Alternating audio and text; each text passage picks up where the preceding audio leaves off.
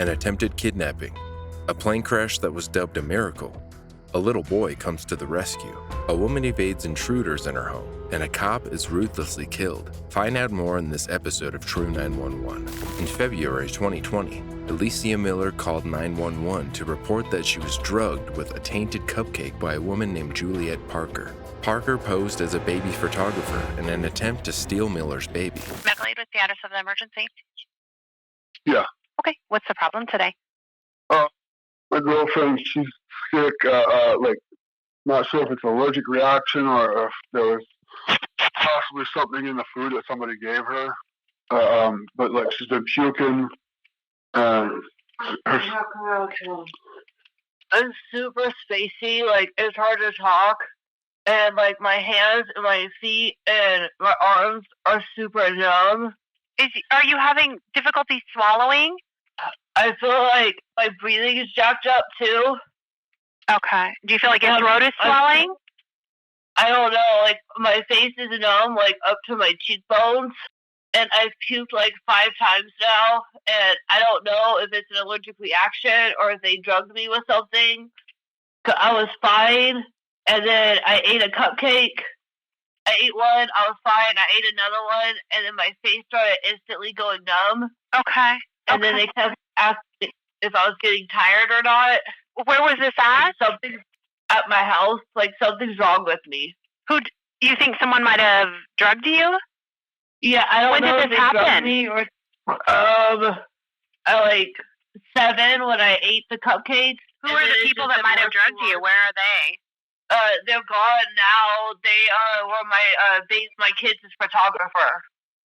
Okay. They gave you the cupcake? Yeah. Okay.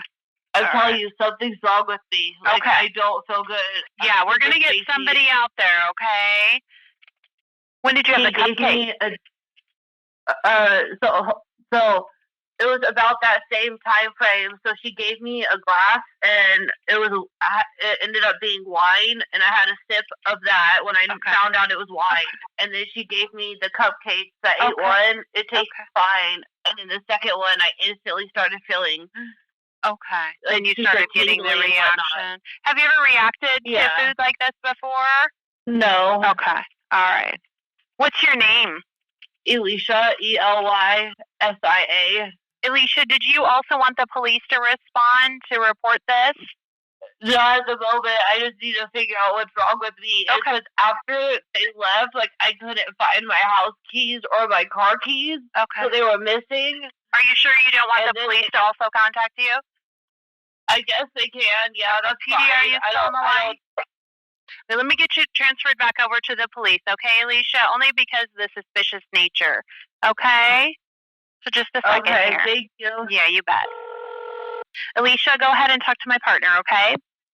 Okay. Hey there, Elysia. This is the police dispatch. Okay, sounds like they got medical aid started for you. The person that you think drugged you, are they still there with you? No. No, they're not. Okay. Okay, and who do you think it is that drugged you? They were my photographer for my kids. Okay, and how long ago were they with you? They were here about 7, and then they stayed for a couple hours, and then they left. And when they left, I couldn't find my car keys or my house keys, and then she ended up saying that she had them with her for some reason. She said she took them by accident and didn't know she had them, and then she had someone put them back on my front door, but wouldn't tell me who the person was, just a friend of hers. Okay. Yeah, it's weird. I don't know what's wrong with me. I was fine, and at 4 when I got home, did the person ever actually return your keys? Yeah, they brought my keys back. She had a friend bring them back. So you do have your keys, But though. I have my keys now, and I was fine until I ate a cupcake. And then after I ate the cupcake, I made a comment about my tongue and my face started tingling. And then it's gotten worse after that. And then they kept asking me if I was tired and how I was feeling. Okay. And then there was drugs in the cupcake? I think there was, or it was an allergic reaction, something, but it's not adding up. Okay. There's something wrong. Okay, gotcha. What is your first and last name? Elysia, Elysia. Okay. Let me get a phone number for you, Elysia. 37. Hold on. Still there? Yeah. Okay. What's your photographer's name? What's her name? Oh. Juliette Parker. Juliette Parker, okay. Is she white, black, Asian, Hispanic? She's white. How old is she? 40-ish. 40s, okay. What's your date of birth? Okay. I'll go and let you go. Okay, I know you're having a hard time giving me info. If anything changes, just give us a call right back and let us know, okay? Okay, thank you. No problem, bye-bye. Elysia Miller was expecting to meet up with a photographer to have some memories snapped of her newborn child. Photos that she could look back on as her baby grew up. What she was not expecting was to be drugged with laced cupcakes and her newborn daughter almost stolen from her. Juliette Parker, who had run for mayor at Colorado Springs the previous year, had posted advertisements posing as a baby photographer on a Facebook group for moms. She offered a free photo shoot to babies less than 14 days old, or to mothers at least 37 weeks pregnant, and Miller responded, requesting the service offered. According to police reports, the two had met 3 times at Miller's home.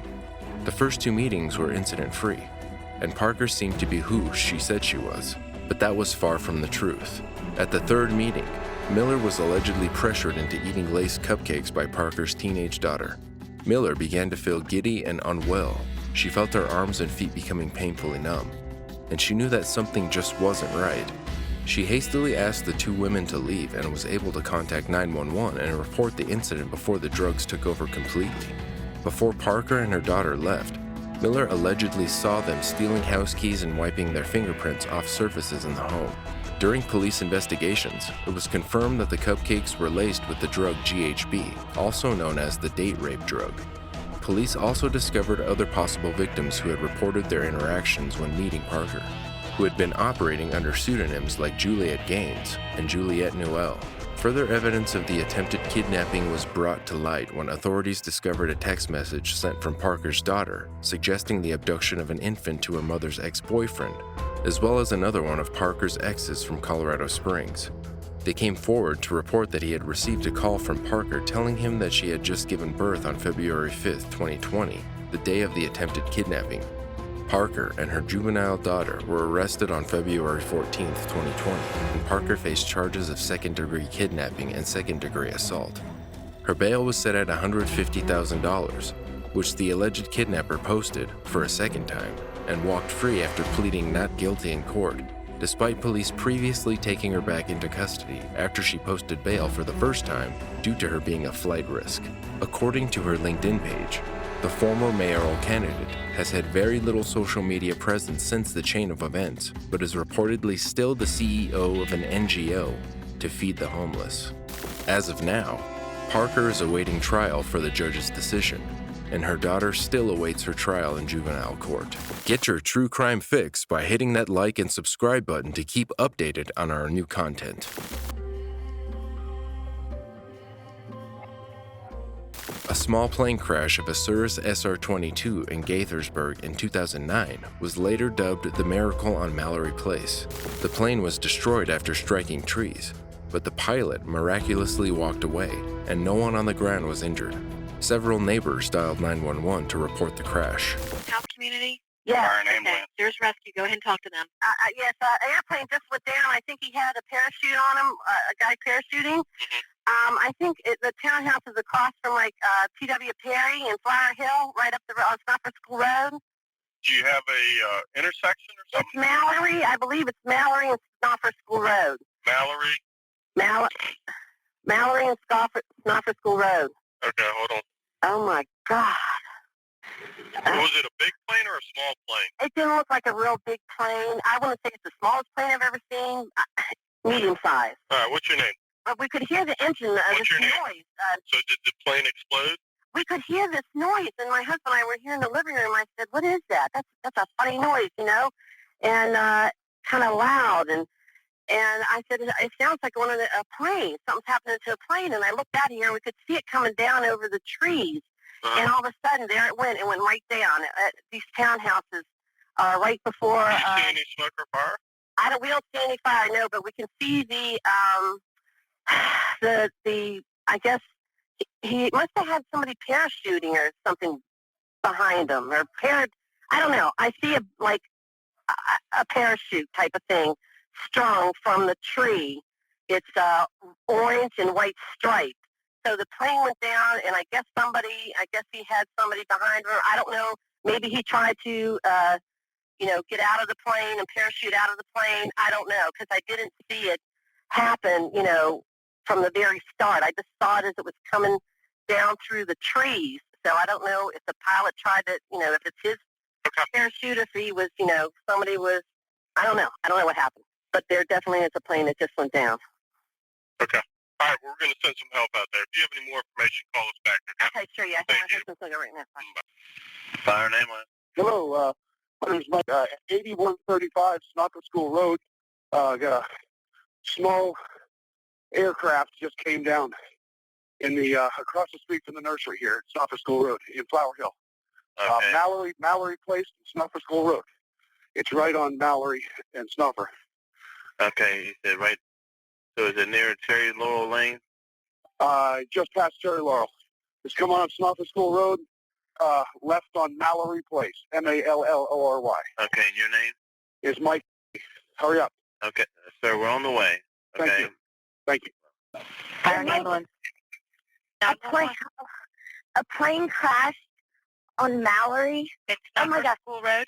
Yes, and Yes. Snopper School Road. Yes, we're on the way there. I'm sorry? We are on the way there. Okay. Thank you. Thank you. Fire and ambulance. Yes, I just there was an airplane I think a couple people had crashed. Yes, we have that. Is there, do you Upper see, School Road, do you see any and smoke or fire, sir? is he on this thing? I'm sorry? The fuel is leaking on the airplane back, like it is pouring all over the road. Okay, and is there any smoke or fire? No smoke, no fire. Operator's okay. Okay, we're on the way there. All right. Thank you. Bye-bye. An angel must have been watching over the pilot of a Cirrus SR-22 on March 15, 2009, who escaped serious and even fatal injuries thanks to an emergency parachute inside the plane. The pilot had reportedly lost control of the aircraft shortly after takeoff, causing it to veer and crash into the trees below. The small plane crashed on Mallory Place about 100 feet west of Snoofer School. Montgomery County Fire and Rescue units responded to the intersection of Mallory Place and Snoofer School Road in the Flower Hill community of Gaithersburg, Maryland, for a small plane down.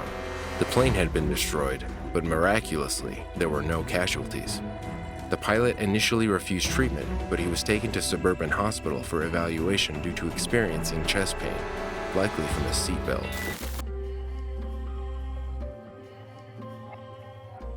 Josh, an 11-year-old boy from Woolloomooloo, was playing in his room when he heard a strange sound. He went to check on his mother and found her on the floor having a seizure. He quickly called 000 for help. It's emergency. Tell me what's happened. Why'd you run for ambulance? So when I was playing with my Legos, Yep. I heard an unusual sound coming from my mom's bedroom, so I went to check and I saw her on the ground. And she has epilepsy. Josh, are you with Mum now? Yes. Okay. Is she awake? If If you call to her, does she sort of respond? no, you're her? Is she answering you? No. Although her eyes are just only just open. Okay, is she breathing? Yeah, she's breathing. Okay, do you think she's had a fit? Yeah. Okay. And is she an epileptic? Does she have epilepsy? She's an epileptic. Okay. Do you know if she has a history of stroke or brain tumour? She used to have a tumour in her brain. Okay, all right. In her head.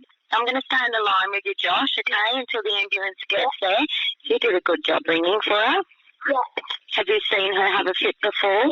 Yeah. Yeah, so you knew what to do. Looking after Mummy Hayes. What's Mum's name? Natalie. Natalie. Mum, I've rung the ambulance for her. So the ambulance is going to come help. They're going to come and help her. Now, Mummy hasn't hit her head or anything? She's probably bit her tongue because there's Bit of blood in blood it. on her left side of her face. Okay, take it. Is it dribbled out her mouth a bit? Yeah. Okay. Mum, just sit on the building until the ambulance gets here. Yeah, just don't get up or walk around, okay? Because you might feel a bit like woozy. Well, that sounds like a nice birdie out there. Yeah. I don't believe my mum has taken her medication yet. Oh, does she take medication daily for the epilepsy? Yeah. Yeah, okay. Do you know where all that medication is? Yeah. Can you grab that for the ambulance people? Yeah. Okay. So Mummy's good? Is she just sleeping? She's still breathing? Yeah. Yeah. Yeah, good boy. I'm just putting the vanilla Coke in the fridge for later. Gonna make sure that we can still drink it. That's it, and it doesn't go flat and yuck. I don't like that vanilla Coke, it's yuck. Is that the ambulance? Can you see them out the front of your place? Yeah, I see them. Well, tell me when they're right with you, okay? There you go. Yeah. All right, mate. Well done. Well done. I'll leave you with the paramedic. Yeah. All right, Josh. Bye, darling. Yeah. Bye.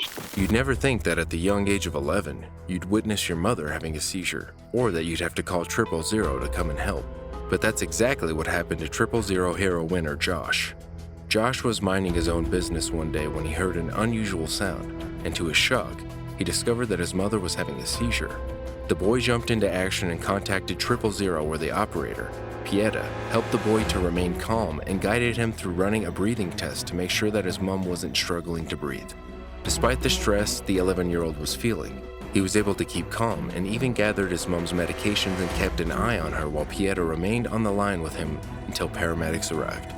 He was also able to tell Pieta very early in the call that his mom was epileptic and answered all of the operator's questions with ease.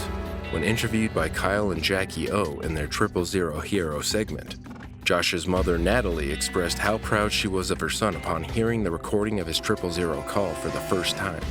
The 000 Hero segment pays tribute to the unsung heroes who take our emergency calls as they play back audio from real-life incidents.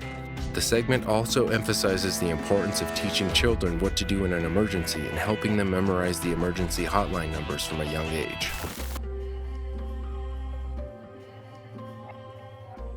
Myra Lassen of Fort Wayne reported a burglary to 911 on September 23, 2005.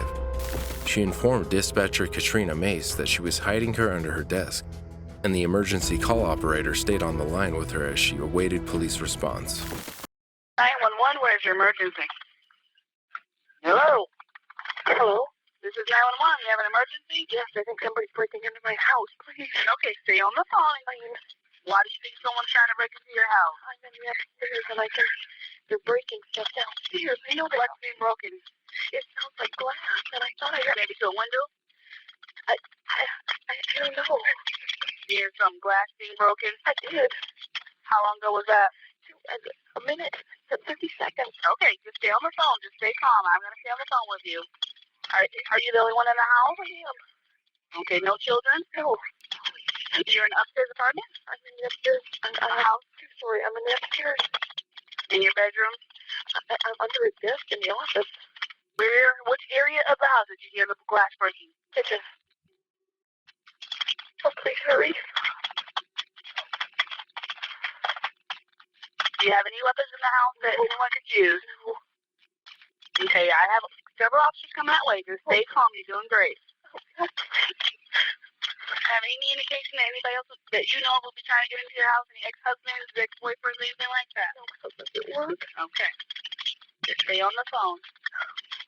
Did you hear anything else? I don't. I'm afraid to move. Okay, I don't want you to move. I just want to know if you hear anything else that we need to know about. I hear something else. What do you hear now? I don't know. It's like I hear footsteps. I'm so far away, I can't tell.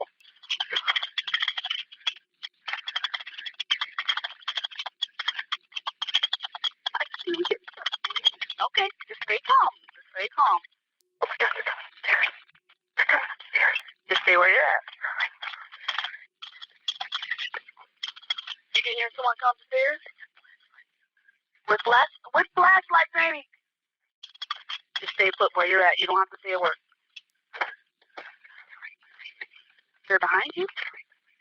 They're behind her in her bed, in her room. Do you see them? They're in your face?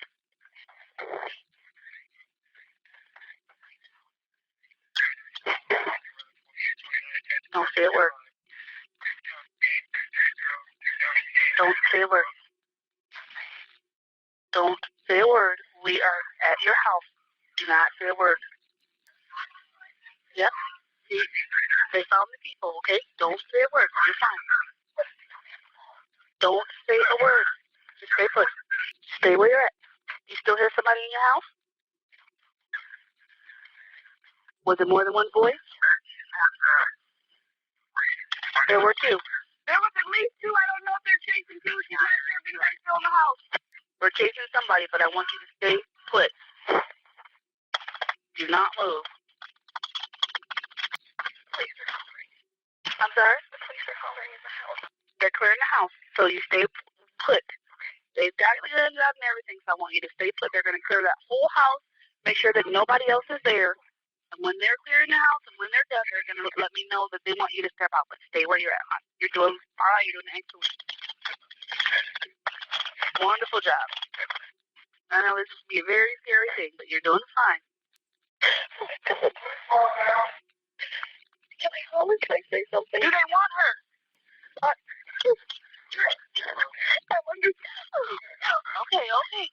You're with the officers, hon? Okay, you go ahead and talk to them. You did excellent. Okay?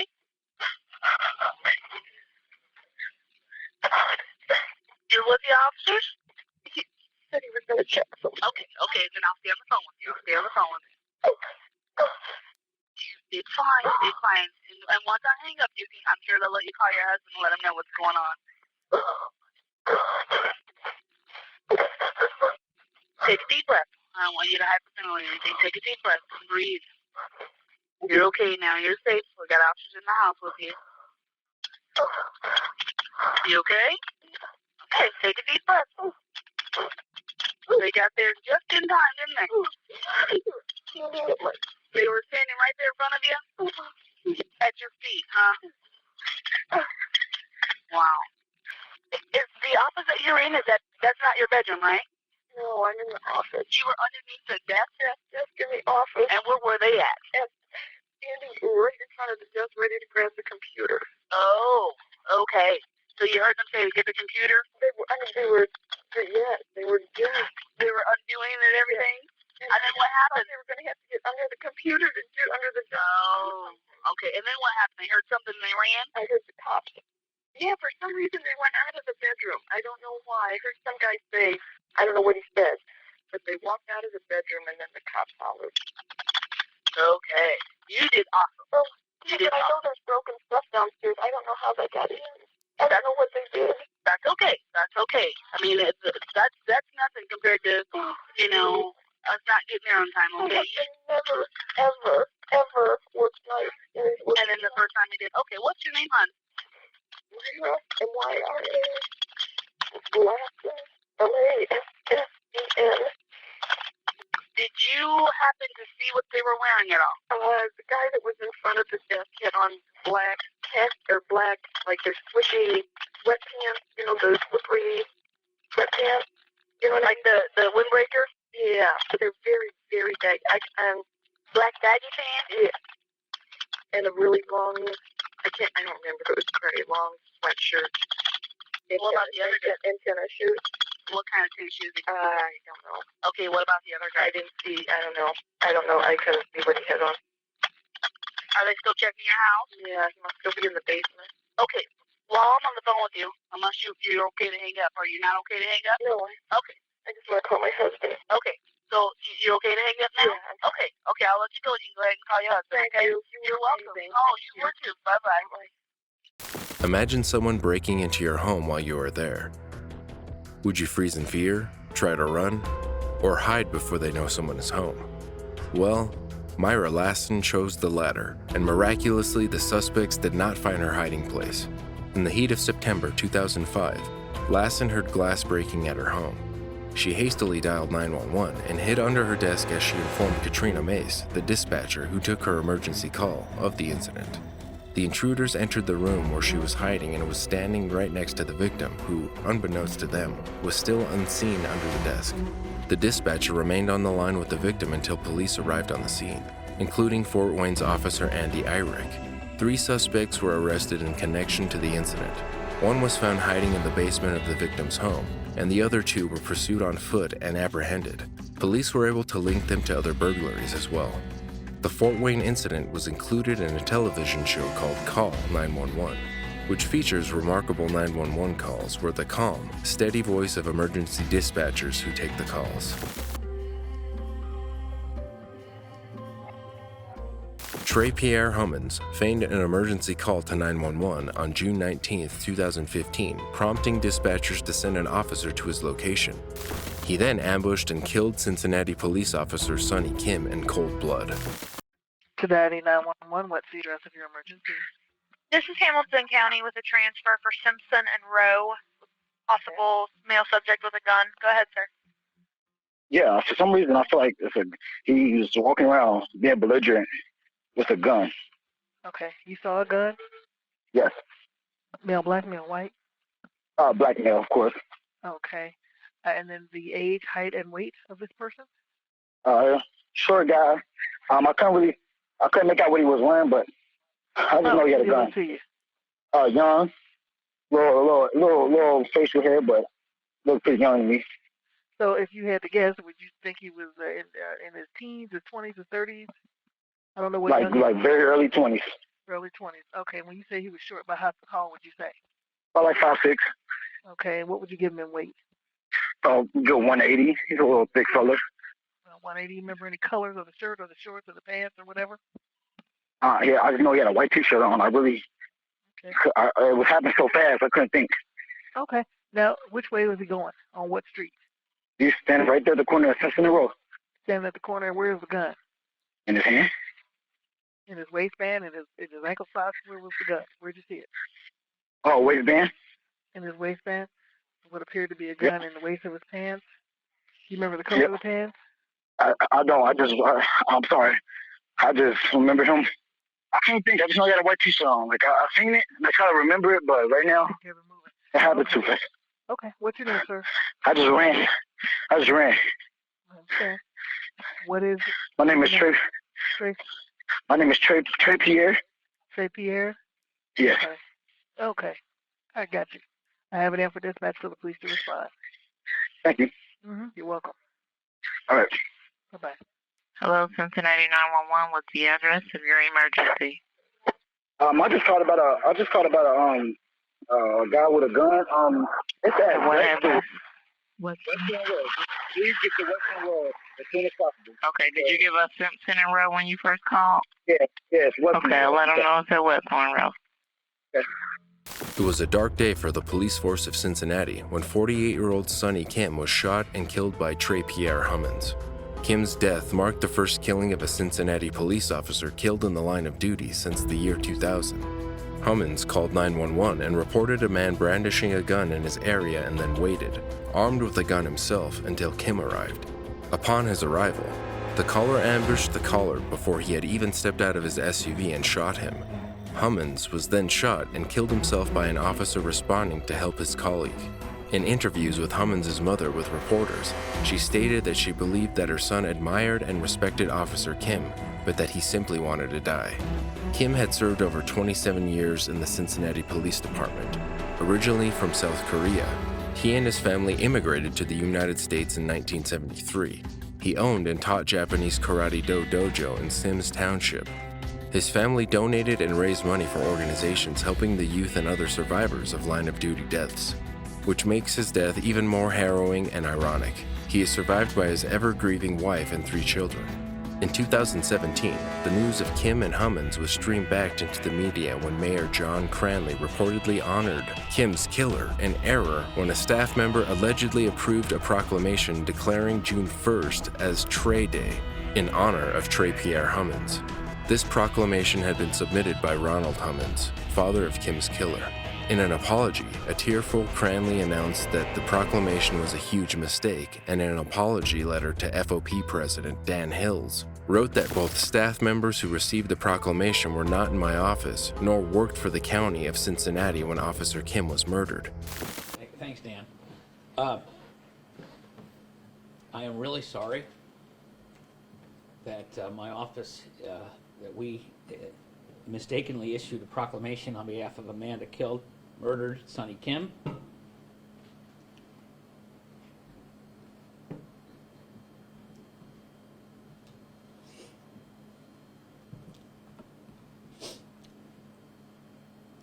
was a hero, and I talked to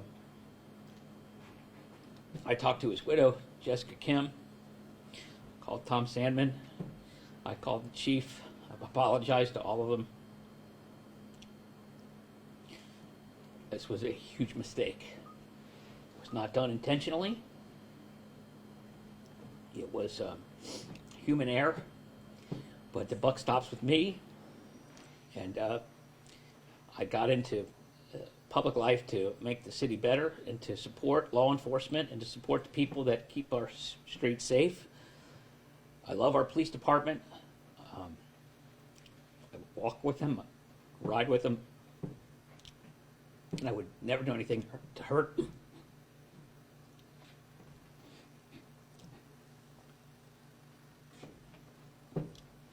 Sorry.